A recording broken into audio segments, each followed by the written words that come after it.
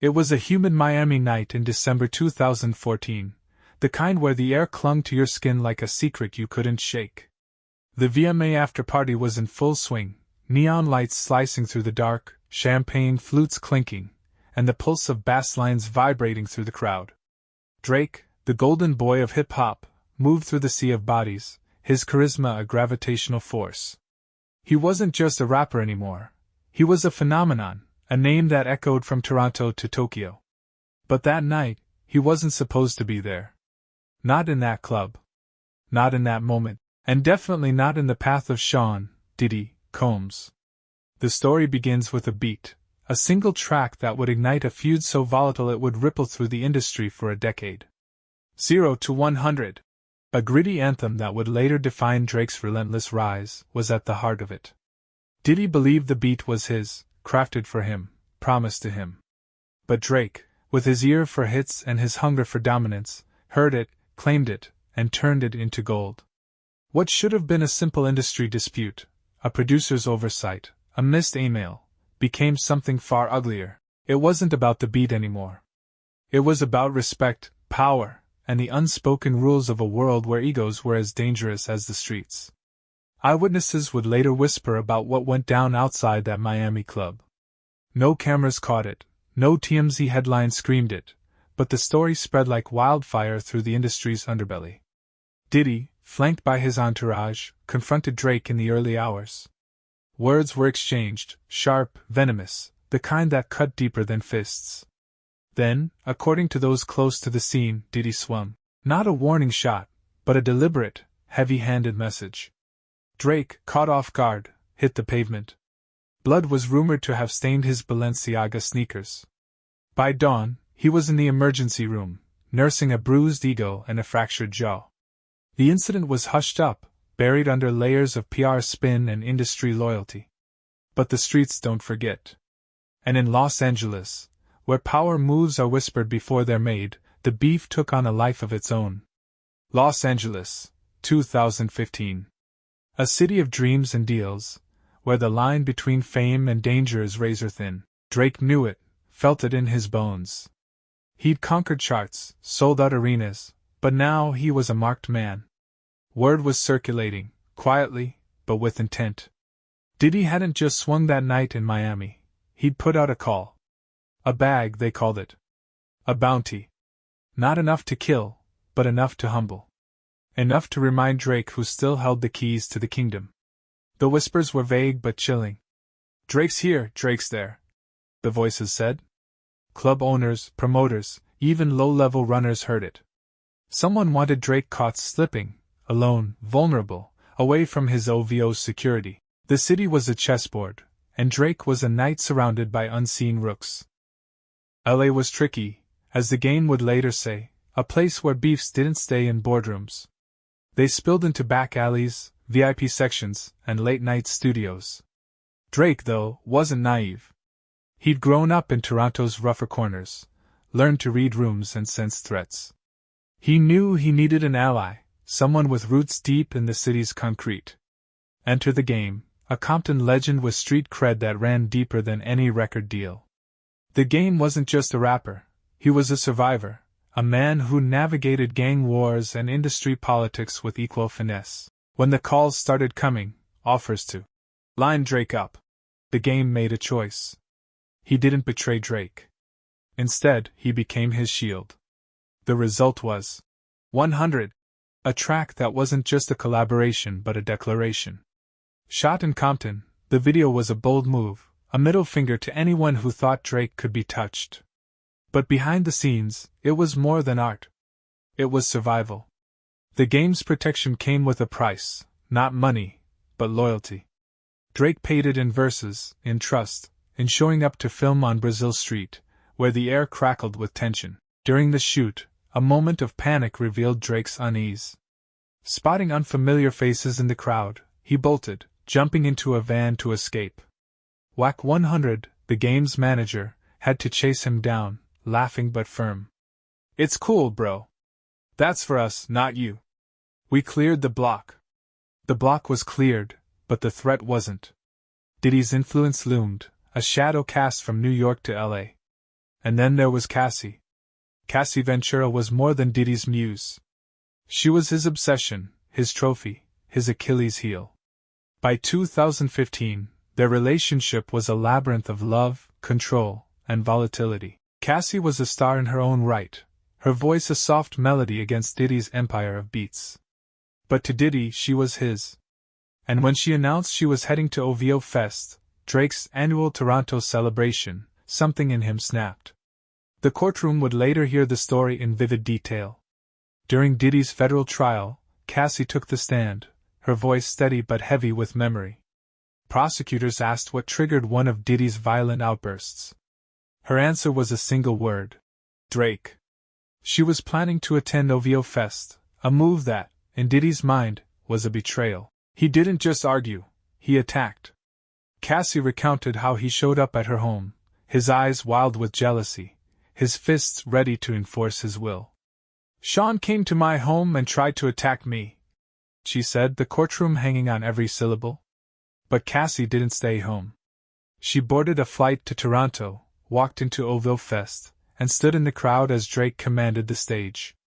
The act was defiance, a quiet rebellion against Diddy's control. Rumors swirled that Drake and Cassie had grown close, too close. A 2013 whisper, resurfaced during the trial, claimed Drake had considered signing Cassie to his OVO imprint.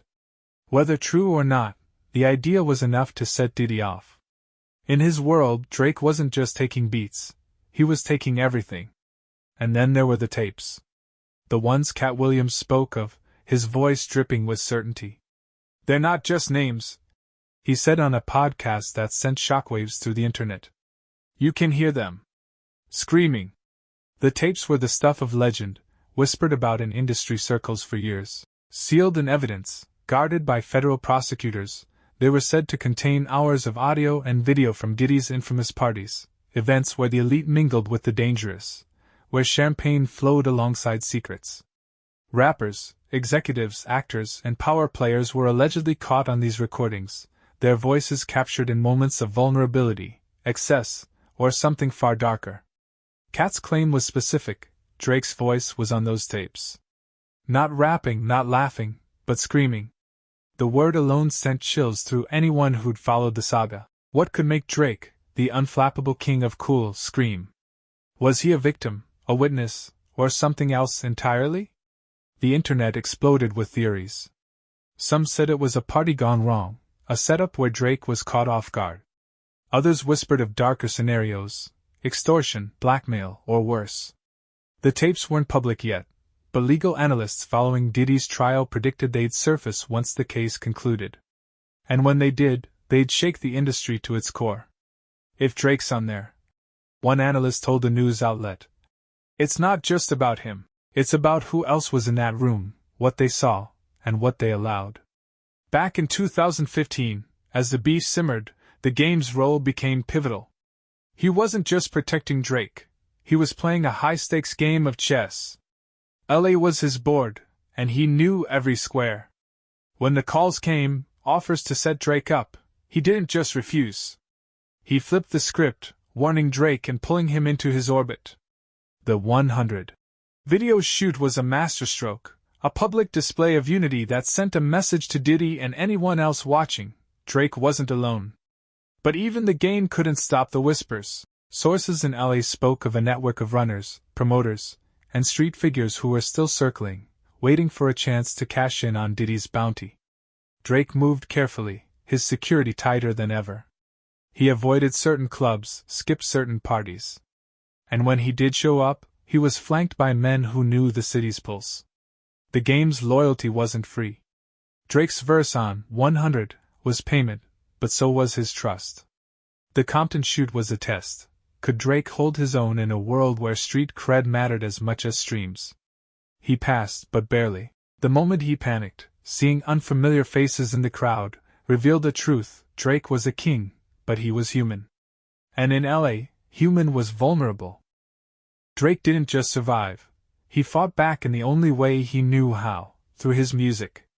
His 2016 track, 4 p.m. in Calabasas, was a cryptic masterpiece, a story told in bars that only made sense years later.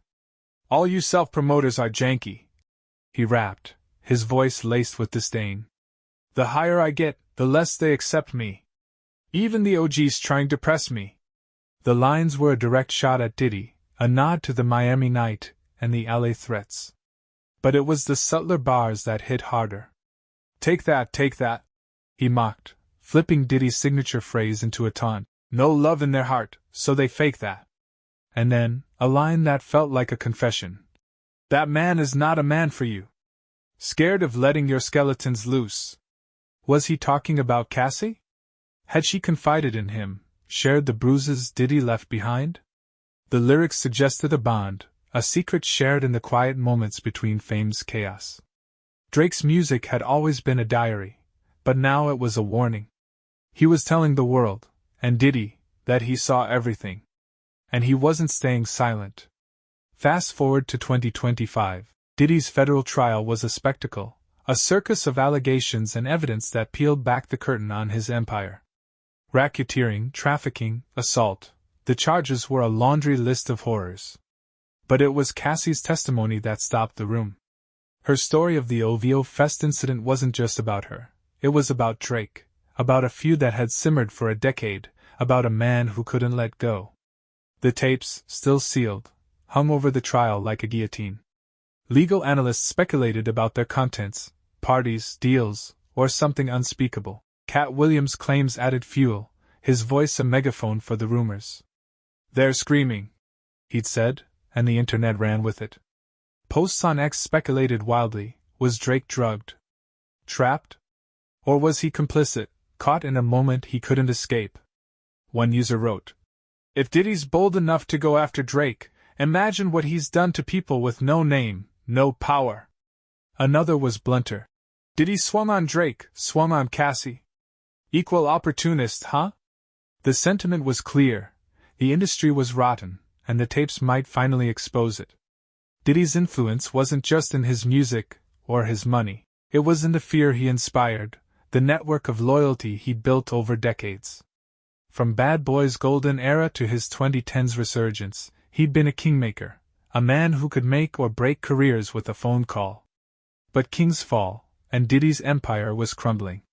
The tapes, if they surfaced, could be his undoing, and not just his. Names were whispered, rappers, executives, even politicians. The industry was a house of cards, and Drake's screams, if real, were the wind that could topple it. But what was he screaming about? Pain? Fear? Rage? Or was it something else? A warning, a plea, a moment of clarity in a world gone mad? Drake, for his part, stayed silent.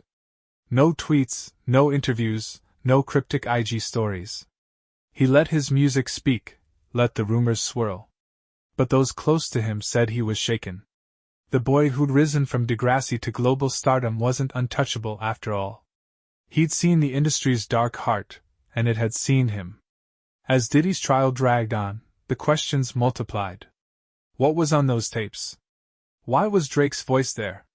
Was he a victim, a bystander, or something more complicated? And what did Cassie know, beyond what she told the court? Her defiance, going to OVO Fest despite Diddy's rage, suggested a strength that ran deeper than the headlines. Had she and Drake planned something? A move against Diddy that backfired? The game's role, too, remained murky. Was his protection purely loyalty, or was there a debt Drake still owed? And what of Katt Williams, the comedian who'd become the industry's unlikely truth-teller? His claims about the tapes weren't just gossip, they were a grenade, lobbed into the heart of hip-hop's elite. The internet, as always, had no shortage of theories. Drake's screams are from a party where he saw something he shouldn't have. One ex-user posted. Diddy's been running this game too long. Those tapes are his insurance policy. Another wrote. Drake's too smart to get caught like that. If he's screaming, it's because he wanted to be heard. The story isn't over. The tapes remain sealed, their contents a mystery that haunts the industry. Diddy's trial continues, each day peeling back another layer of his empire. Cassie's testimony lingers, a testament to her survival and a clue to the feud's true roots. Drake, ever the enigma, keeps moving, new music, new tours, new ways to stay untouchable. But the screams, if they exist, won't stay silent forever. When the tapes leak, and they will, the analysts say, the world will hear what Katt Williams heard. They'll hear what Drake saw, what he felt, what he survived. And they'll ask the question that's been simmering since that Miami night: how deep does this go? Because if Drake, the untouchable, was screaming, what chance did anyone else have? What secrets were buried in those rooms, those parties, those deals? And who else was there, watching, listening, complicit? The industry waits. The streets whisper. And somewhere, in a vault or a courtroom, the truth is screaming to be free.